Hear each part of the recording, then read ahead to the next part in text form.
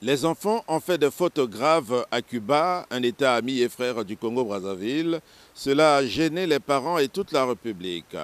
Devant cette situation préoccupante, on ne peut plus honteuse, le comité des parents des étudiants rapatriés de Cuba a demandé des excuses au président de la République, Denis Sassou Nguesso, et à son homologue cubain, comme le recommande la sagesse africaine. Jean-François Galomi est président du comité des parents des étudiants rapatriés.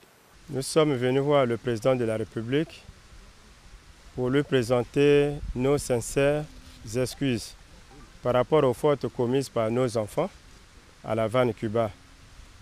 Cuba est une république qui sert. En tant que parent, tout le parent n'est pas d'accord quand il y a une faute. Donc cela a attristé tous les Congolais, y compris vous, monsieur le journaliste, puisque vous êtes aussi parent. Le chef de l'État nous a dit aussi, lui, il est parent. Donc c'est notre affaire commune. Nous sommes là qu'un échantillon des parents. Donc nous avons un seul message, c'était de demander pardon au président de la République, notre président, son Excellence Denis Sassou Nguesso, et à son homologue, le président cubain, pour les fautes commises par nos enfants.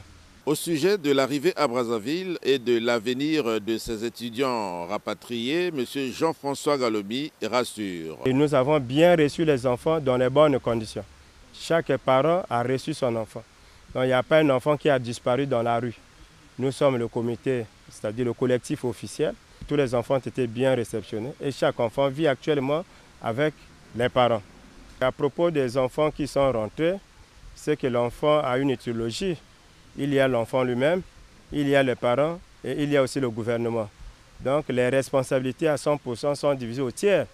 Donc nous portons tous les responsabilités, comme a dit le chef de l'État, le président de la République. Donc nous les parents, nous devons aussi causer avec les enfants pour chercher comment réformer l'avenir. Et si les enfants ont encore des motivations pour la médecine, avec le gouvernement, on est en bon terme.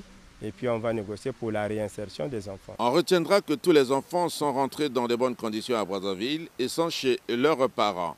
Il reste à échanger avec eux pour leur éventuelle réorientation.